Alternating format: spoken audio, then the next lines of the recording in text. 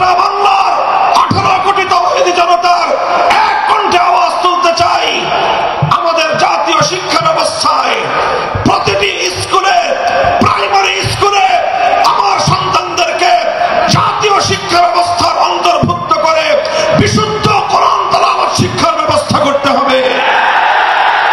যদি স্কুলগুলোতে আমাদের সোনামণিদেরকে আল্লাহর কোরআনের সঠিক শিক্ষা, তেলাওয়াত শিক্ষা দেওয়া শুরু হয়, এই আমার বাংলাদেশকে আর কোন শক্তি বিপথগামী করতে পারবে না, বিপথগামী করতে পারবে না ইনশাআল্লাহ।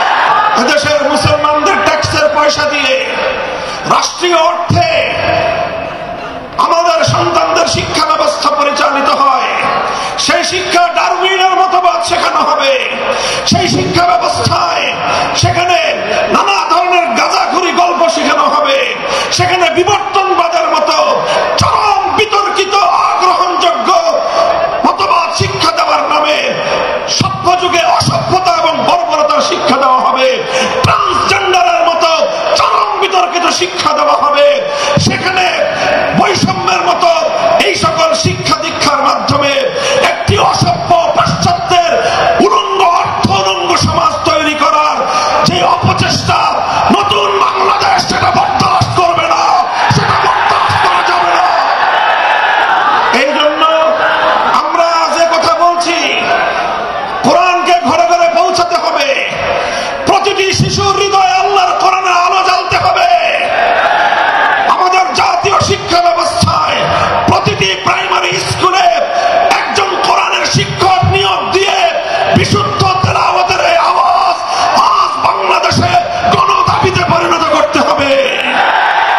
নিজেদের অধিকার যদি স্বাভাবিকভাবে আদায় না হয়, যে কোনো মূল্যে আগামী ভবিষ্যৎ প্রজন্মের ঈমান এবং আকীদা রক্ষার জন্য আদায় করে নিতে হবে, আদায় করে নিতে হবে।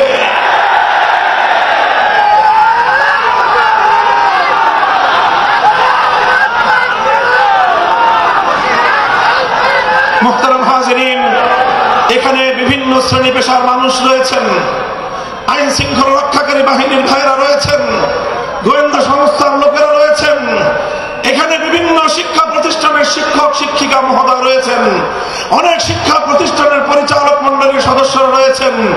আপনারা সকলেই বিবেচনা করে দেখুন যে এত কিছু শিক্ষা দেওয়া হয়, এতগুলো সাবজেক্ট পড়ানো হয়, এত শিক্ষক শিক্ষিকা জাতীয় শিক্ষা ব্যবস্থার শিক্ষাঙ্গনগুলোতে রাষ্ট্রীয়ভাবে প্রতিপালিত হয়, তাদের সকলের আয়োজন হয়, অথচ কোটি কোটি কচি কাঁচা শিক্ষার্থীদের জন্য জাতীয় শিক্ষা ব্যবস্থায় আল্লাহর কোরআনের বিশুদ্ধ তেলাওয়াতটুকু শিক্ষা দেওয়া হলো না।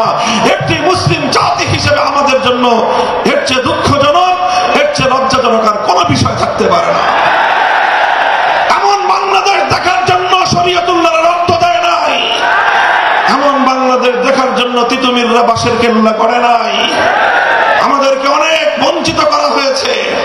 আমাদেরকে বিপদগামী করার জন্য জাতীয় আন্তর্জাতিক আভ্যন্তরীণ এবং বহির শত্রুরা একযোগে অনেক ষড়যন্ত্র করেছে। এবার সমস্ত ষড়যন্ত্রের জাল ছিন্ন করবার সময় এসেছে। আমরা সকলেই যদি যার যার জায়গা থেকে এই আওয়াজ উঠাই যে সব শিক্ষা থাকতে পারবে, সমস্ত কিছু শিখবে আমাদের শিক্ষার্থীরা,